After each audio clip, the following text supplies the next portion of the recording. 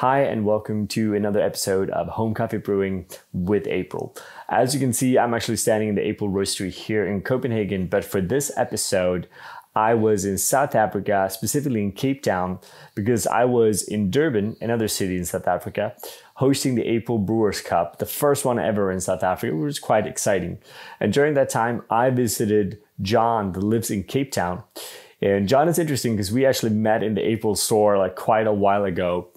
So it's really interesting to actually meet him half across the world and see how he's using the April brewer, brewing some local Taiwanese roasted coffee. So we're on the inside here in Cape Town for the very first video, which is super exciting. And yeah, we're gonna brew some coffee, right? Yeah. Do you have any idea? I see a bunch of different coffees. None of the, well, one roastery I recognize, at least the bags, which is Bluebird. But what do you feel you want to brew today? I'm going to start with this. I actually don't have the bag for this, but we brought it back from Taiwan. Okay. Yeah, it's the roastery is in Taichung, so it's in central Taiwan. Yep. And they're called Cooperation. Cooperation. Yeah, okay. and they supply some restaurants and stuff like that, but they mainly roast, and they also sell cups too. Ah, okay, awesome. This is a really interesting co-ferment. Co-ferment, okay. With kumquat. With kumquat. Yeah, it's out of Acaia in Colombia. Yeah. Yeah, but this is their take on it too. Cooperation roasts about medium light. Okay. Yeah. Should we, for those of you that may, I think most of you know what a co-ferment is by now. To be fair, it's a term that I only stumbled upon in the beginning of this year when I was in Los Angeles. So for me, it's like a very American terminology to processing. But do you want to break down a little bit what that entails in this case? Do you know the technical details? I mean, you can do it in many different ways. So like, 10 years ago, I visited a farm in Brazil, and they would have like large drying beds, basically full cherries on the drying beds, and like a bunch of sliced up oranges covering the drying bed, right? Which is a bit strange, but I guess today they can do it a little bit more in an anaerobic environment where they probably have some tank bucket, and I'm not sure if they squeeze kumquat in there, or I don't know. If to like chop it up. Like I actually don't know, but I guess the idea of a co-ferment is coffee with something else and some kind of fermentation.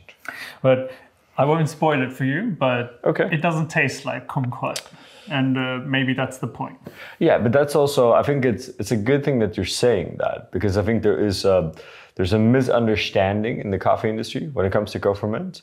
Where you have certain coffees that, for example, taste a lot like peach or a lot like strawberries.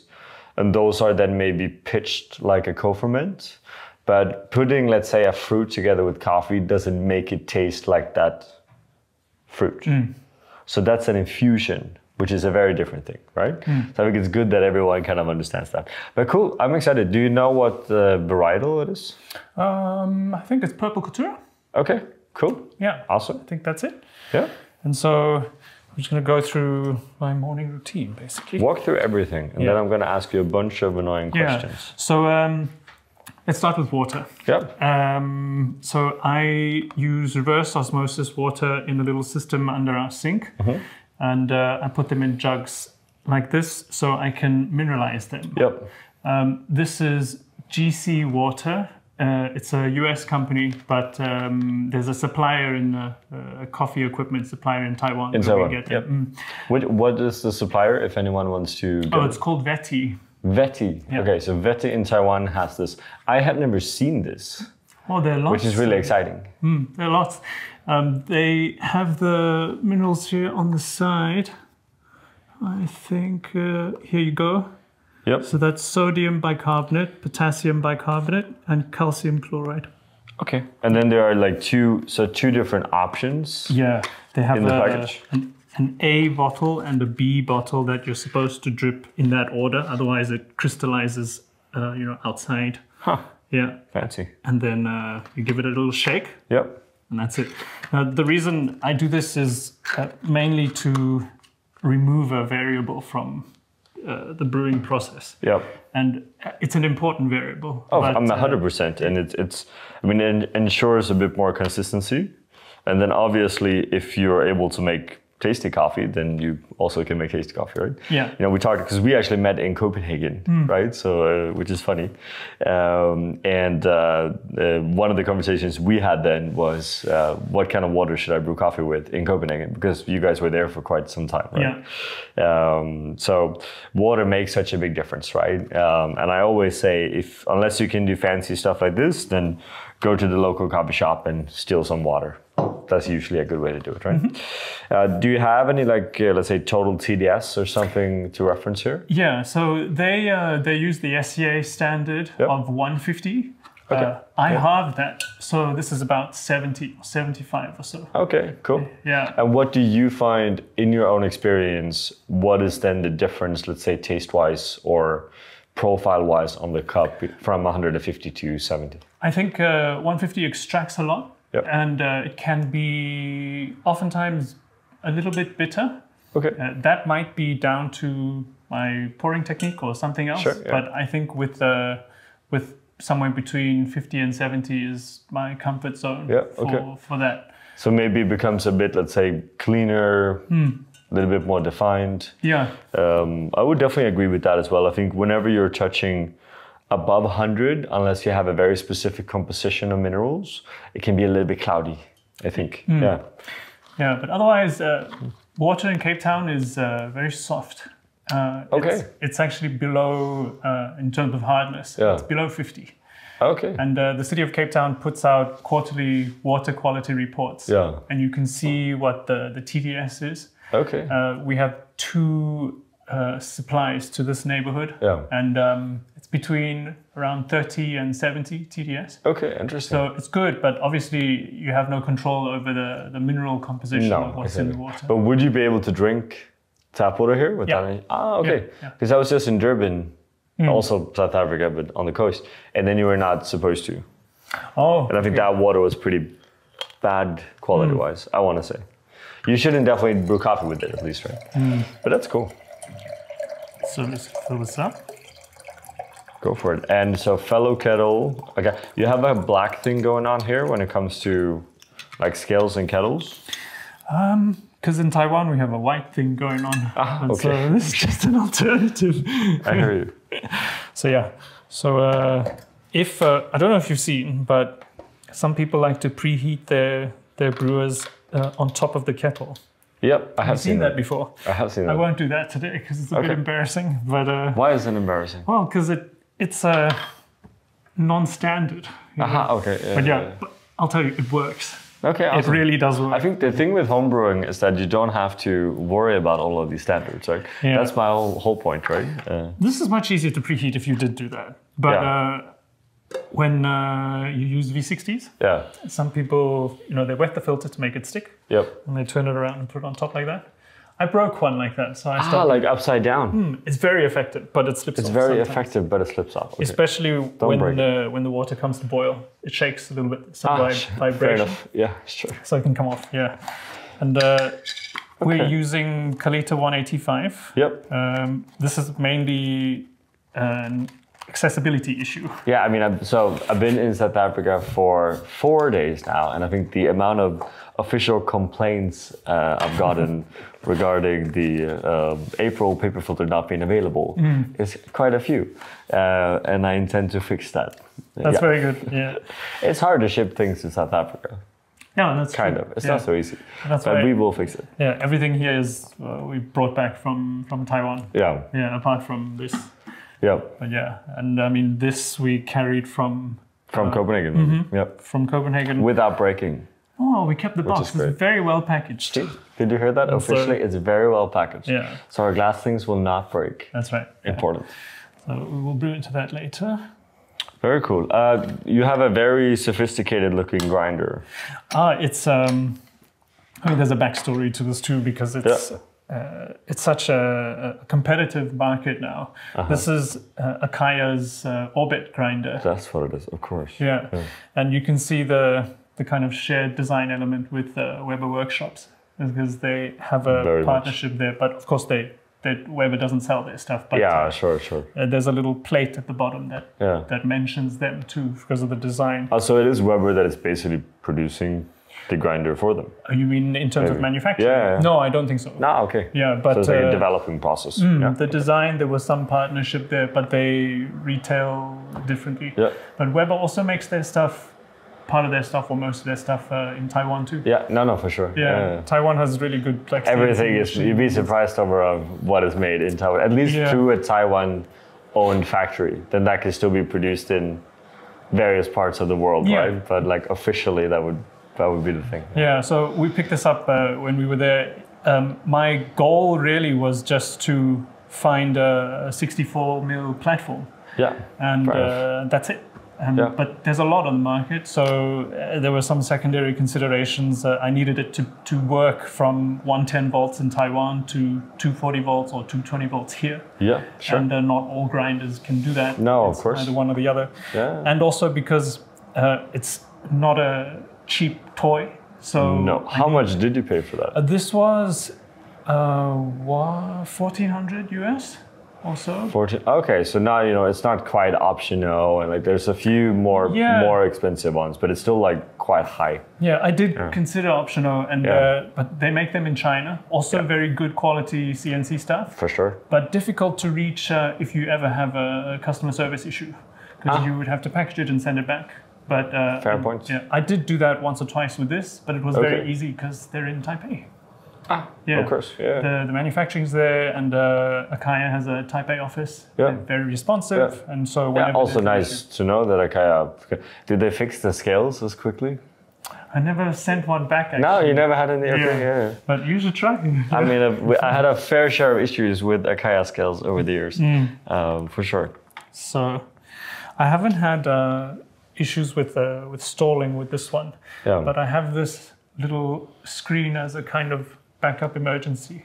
So basically a Ciba wrist, one of the newer products from them, more or less. Yeah, this is the first one they came out with. Yeah. They now have a set of, I think, 4 or 5 with different perforations. We're actually doing one specifically as like a combination thing for the April Plastic Brewer. That's fantastic. With them, yeah. That's very good, yeah. I'm not sold though. I'm not convinced. But I'm always into new stuff, so I'm gonna do it and just try it and then make up my mind after. Maybe use it once every 20 brews. Yep. I only do it when it becomes very obvious that there's a stall. Yeah. Maybe because of fines or something else. And I will show you something.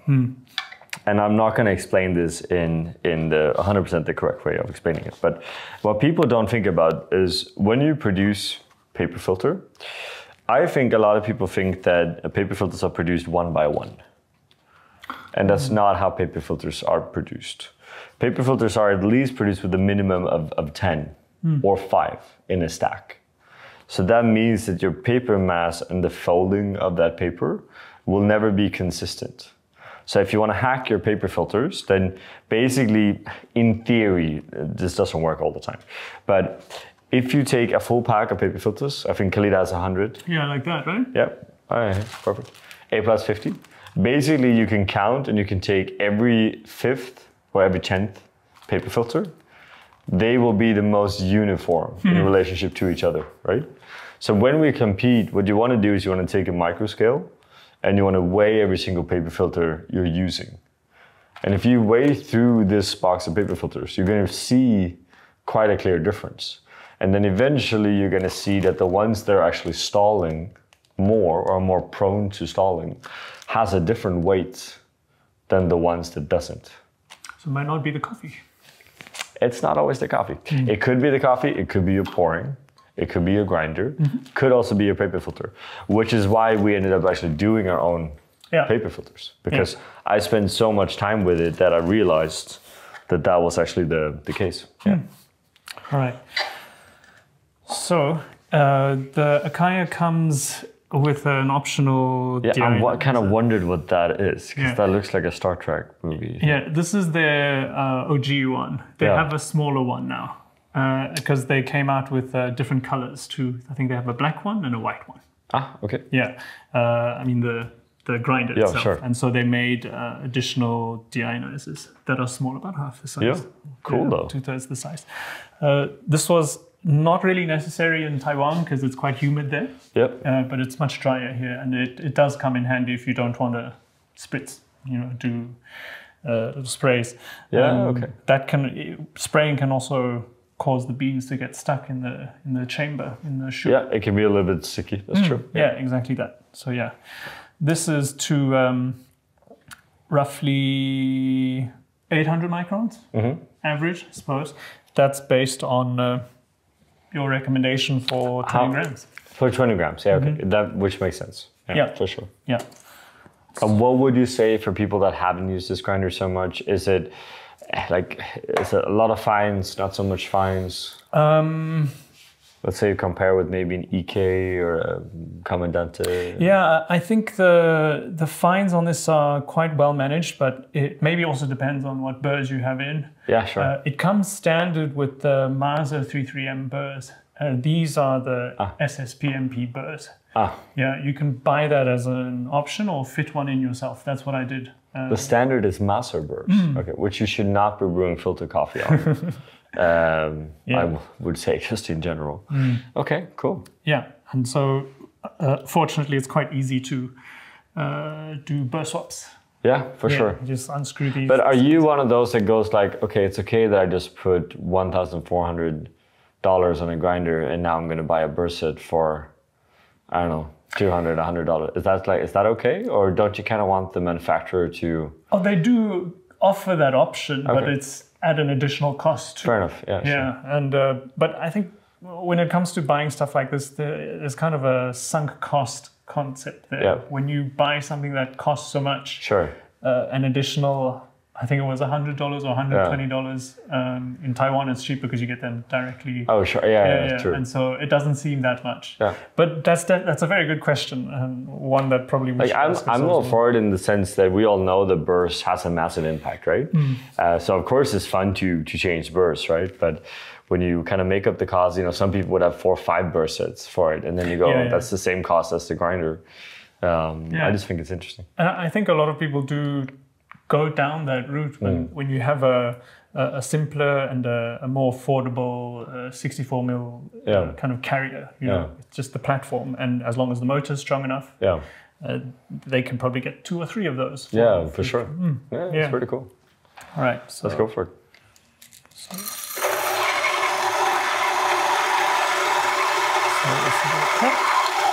Okay. So relatively slow RPM grinder. Yeah. Is the RPM adjustable? It's variable. You can control it in the app. From here, they have 3, I think it's 600, 1,000, and 1,500. Okay. Cool. Yeah, this is on 600. Yeah, clearly. Yeah. I don't really have a very good reason why it's on 600. It's just what I've decided to go with. Yep, perfect. Yeah. There's a little... And then it speeds up in the end, yeah? Yeah, it does a forward spin and a reverse spin. Yep. And there's a tiny little knocker here just for some fines. But I never knew whether it's a good thing to get all the, the leftover. I think that can be very debatable, right? I think the key thing is just consistency, right? From my experience, it's the same with an EK or anything else you're knocking out from. Like, you can get a solid coffee with or without it, kind of. I think it's just a bit confusing if you keep on mixing in between, right? Yeah. RPM is an interesting one. I think I decided a long time ago that slower would be better than faster. Okay. But I find more than often when I work with a grinder where I can adjust it, that I work with kind of the factory setting. I don't feel that it's consistently changing the quality so much. What I can say is that if you take a very high, like if you max out the RPM here and you grind 10 doses and you measure those 10 doses versus, measure with a laser or something where you see the particle size, then the higher one will definitely be more inconsistent in between the 10 than the slower one. I think this function or option, even though we don't do like RPM surfing or anything like that in the app, even though you can, is definitely a response to the debate that is happening or the discussion that's happening now about what exactly, what effect different RPMs have. I'm not sure, maybe in the industry it's different. There's more, you can see more of that, but from the everyday perspective, it's hard to tell. Oh, for sure, definitely. All right. Cool, so 20 grams of coffee. Yeah. Yeah, awesome. Yeah. New water for me, new grinder for me as well. I actually never used this grinder myself, so I'm kind of excited. All right. Cool, a little bit of a shake. Okay. So we have, we have the glass brewer here. You're obviously using plastic. Is that an active choice because of the coffee that you're brewing? Or do you just currently feel like plastic is I grabbed the closest one. Okay, so you wouldn't make a choice depending on the coffee? No. Fair enough. And I think that speaks to maybe, certainly from my perspective, why April is a daily driver. Because I want to do something that is easily repeatable. Yeah. And I want to remember what sort of flow rate I should do for it to be consistent, where I should cut off my circle pour, change it into center pour, etc. Yeah. That's very easy to remember and also to teach when family members want to, make their own coffee at home. Yeah, for sure. All right. Okay. So we'll go.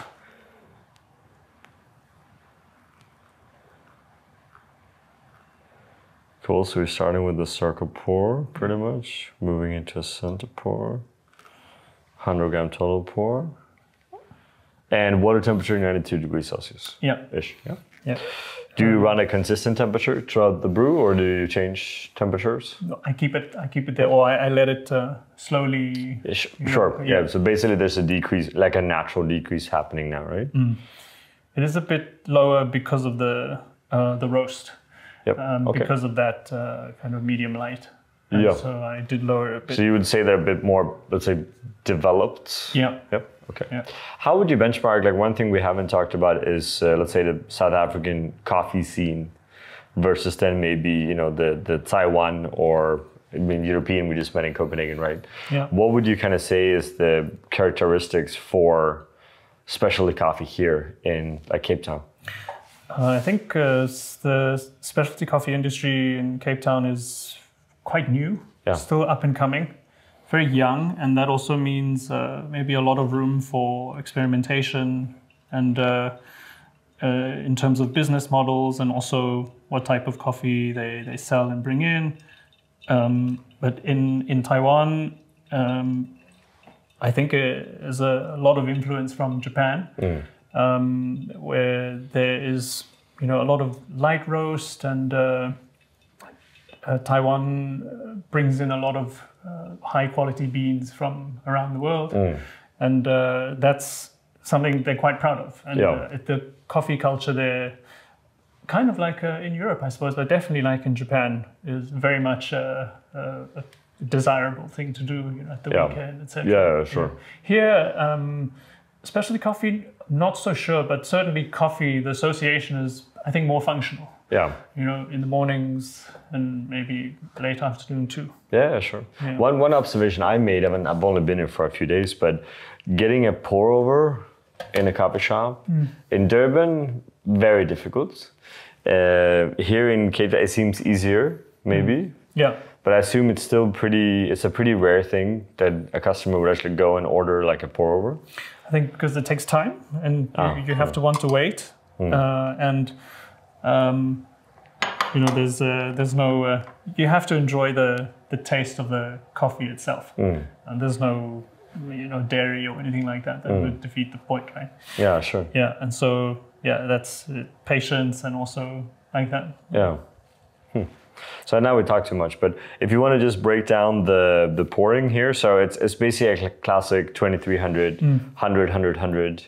What was the timing there with the intervals of the different pours? It would have been between 35 and 40, and then about a minute 5 or minute 10. Yep. Roughly like that. And then the total brew time is? That ended 2.5 minutes. 2.5 minutes, yep. Yeah. Pretty much textbook. Yeah. Which is nice. This smells really interesting though. What does it smell like to you? I want to say kumquat, but I also haven't had kumquat in forever, so I can't really say.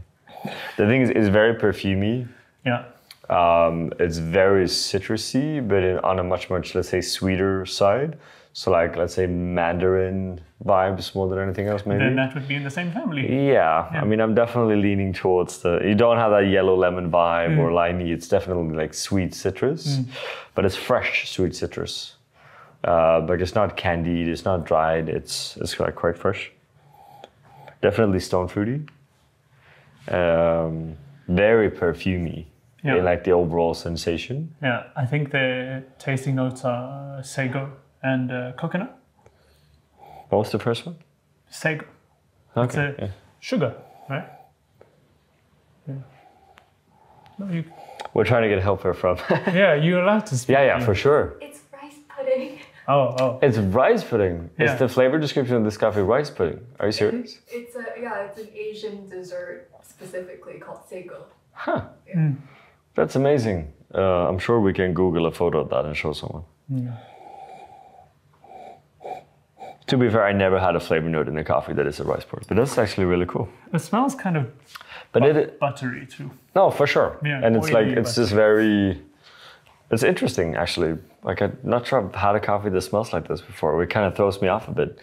Yeah, because it really has this like, for me, it's just very perfume, it's very citrusy, it's almost, which is weird because ice cream doesn't really smell anything, but it has this kind of, well, desserty sensation to it, right? But without being, what's cool with this aroma, and again, this is a coffee that, you know, let's say we at April normally work with, but you have this very kind of fresh fruit sensation, which usually when you work with these kind of, let's say, co-ferments or whatever way you want to define this, it's not this fresh fruit character. It's something else. And it's always very one-noted, lacks complexity and range. Maybe, but this is quite complex, right? Yeah, maybe. I haven't had a lot of experience with co-ferments either, but maybe usually one flavor overpowers the rest, possibly. And you said this is a Caturra. It's purple Caturra, I think that's what it is, yeah. Cool, let's try it. Yeah. I'm kind of excited. So you have a lot of cups, but you're kind of grabbing for the April cups here, right? Because these came together. Ah, okay. I mean, fair point. So it's like, it's a design visual decision more than anything else. Yeah. I really like mugs. These are beautiful also. Are these from Taiwan or are these from? No, these are local. These are local? Yeah. It's Namu. Namu. Yeah. They're in town. Ah, very cool. Let's give that a go. Namu.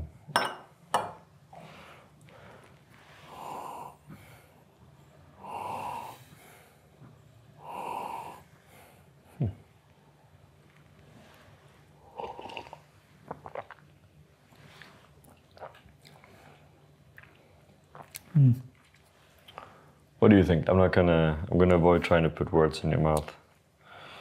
We like it. We like it. Yeah. Sure. I think I'm a home enthusiast, but I'm not, picking apart all the flavors every day. And as long as it's very, pleasing, then that makes us happy. Yeah. That's it.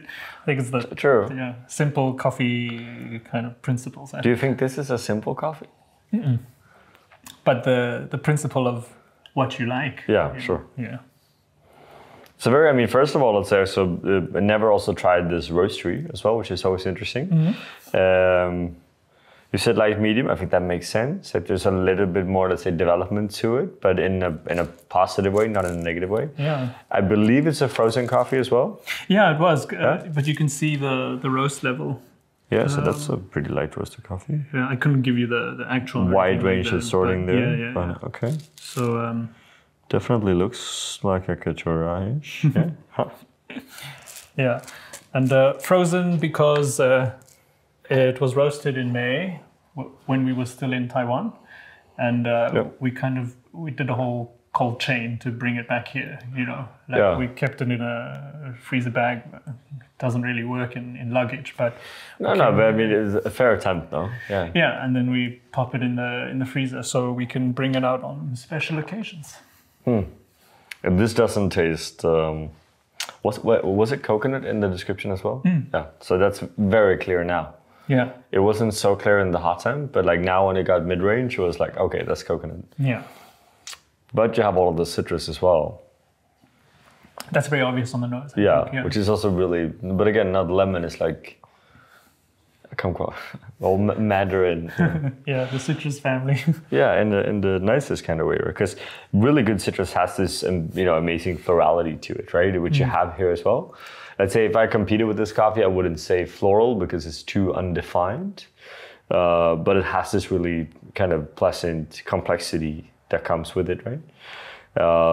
Can definitely not taste that it's roasted in May, by no means. And I think these freezing coffee, I'm a bit torn with that.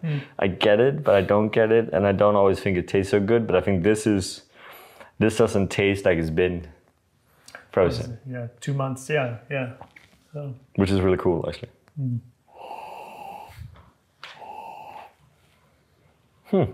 It's very rare I taste a coffee that is, let's say, giving me a slightly new taste experience in the world of the coffees I've tried, and this is like one of them, which is quite interesting, actually. I always wonder with co-ferment whether it's something that would become mainstream, competitions and stuff like this. I mean, in competitions, I think it's already taken over, right? I think that's pretty clear, right? And I think it's, I mean, what's interesting with them, and even though we kind of chose not to deal with them as a roastery, but I mean, of course, there will come a time where there will be some makes a better version of it, and some makes a less good version of it.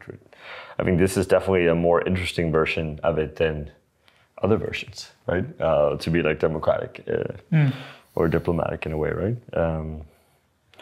Also really well textured. Plus, this is probably working really well. I think so. Yeah. Which is actually really cool. So like, definitely check this out. I'm gonna buy some. No, for sure, because it's there's so many new kind of water formulas on the market, and we talk a lot about it. There was an example from the April Brewers Cup in Durban now as well, just a few days ago, where there was a competitor that did everything so well, but then it's just the choice of water in that final round was just not the right choice of water. They prepared their own? Yeah, so in the final round you're allowed to. Okay. And it's funny because if you look at the first round and the final round, basically you can't choose water versus you can choose water. Almost always is worse when you give them the option to choose.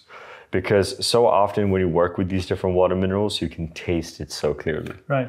So they create a generic taste experience regardless of the coffee you're using. Whereas I think this integrates really well.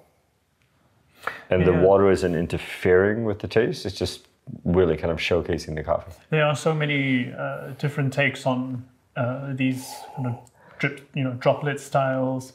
And also you'll have seen in the ingredients there's no magnesium. They use calcium chloride. And so another manufacturer might choose magnesium instead. So for sure, which is interesting because at April, I mean, and you tried the coffee in our store, we're very magnesium heavy, right? Like very, very. So that's a really interesting kind of perspective on it for sure. And again, I think it's an accessibility thing. It is what we were able to get. Sure. And it makes at least the integration into the workflow has been smooth and repeatable. And I fear running out of certain things that I can't find here. Sure. Filters, for example. Yeah. And so if we're able to find a routine that we like and repeat it, then that's at least ensures that I can take away some variables from the process each morning. Yeah. Which makes a lot of sense, right? Yeah. That's really cool. Let's do a little bit of a recap here, right? So we've done 20 to 300, pretty much, let's say, standard April recipe, but we kind of pimped it up with a new water mineral that I never seen. And I probably recommend, you shouldn't recommend anything after just trying it once. But based on this like 1 cup, I'll say it's definitely cool. I'm gonna try it for sure. New grinder for me. When did they actually launch this? A few years ago, right? Not that long ago. I think it was in the middle of last year or a few months before okay. that. So it's actually, okay, that is fairly new. Well, their initial run was, I think, only in the US, Yeah. 500 units. Yeah. And then towards the end of the year, went to the rest of the world, Europe. And stuff. Yeah. Could you do espresso on it as well? Yeah. Yeah. Probably the stock Burrs would have been good for that. Yeah, Yeah. for sure. Not for filter coffee though. Yeah. We don't do espresso, Yeah. but I don't know how the multi-purpose Burrs would do. Have you tried? They would do perfectly fine, for sure. Yeah. Then I guess, yeah. Yeah. Would you ever do espresso at home? We would, but it would have to be something kind of brainless. Yeah. You know? We're getting like a strong no from over here. Yeah. Because that Fair just enough. means I don't have to explain to More space. the people watching this video what gear acquisition syndrome is like. You know, you just accumulate lots of stuff. Sure. I mean, it's fair to say that home coffee brewers are not the most minimalistic of people. Fair. Right? Which I think is really interesting, right? Not criticizing here, right? But they tend to collect a wide range of things, right? Yeah. Is there, like, looking at the setup you have now, is there something you don't have that you really want to have? I don't know. I think we're good. The thing is, we travel a lot. Yeah. And because of that, we learn to work with the very basics. Yeah, okay. This scale, for example, I only picked up recently. Yeah. We were using this because it's smaller. Fair enough. Yeah, and even though it wasn't always the most practical when you put a carafe over it, Yeah. you know, it often would cover It covers the numbers. Yeah, sure. but it fit nicely in our Yeah. suitcase, and Yeah. it wasn't very bulky or heavy. And so we have a kind of our basic setup that we can repeat, and Yeah. it's nice to be able to bring something like this along. You can pop it into deionized water. or Yeah, something. whatever water, really. Yeah, so Okay. I think I wouldn't say no to new toys, but nothing that I think is absolutely a need. Definitely a want, more of a luxury, I suppose.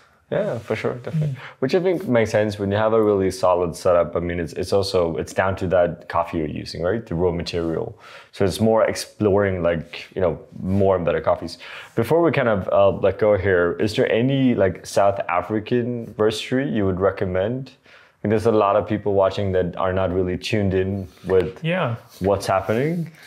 I think so. I will have to start with this one because this is the one we've been drinking for the longest, I guess. Yeah. Yep. So Bluebird is based in a different province. Actually, they're in KwaZulu-Natal, close to Durban. Mm-hmm. And they have a subscription that I think is recently going to launch kind of internationally. So I know that for a fact, actually, because I just recorded a podcast with Dario, the owner.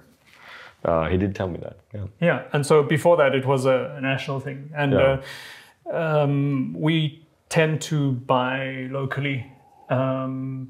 We bring coffee from abroad, but we wouldn't order from overseas, if that makes sense. Sure. Yeah, while we're here. Yeah. This is a subscription of another company called Father. Father, which I recognize, I think also. I think they're in Johannesburg or somewhere. Yeah, different city. And they also have, they do something quite cool. They give you 5 bags a month, and throughout the year, they would never repeat a bag. Ah, okay. Yeah, so you could have something like 60 different coffees. Crazy. Yeah, it's 100 grams each. Yeah, okay. In Cape Town, there's Rosetta, there's Cedar. Yeah, and these are ones that we keep going back to. Yep.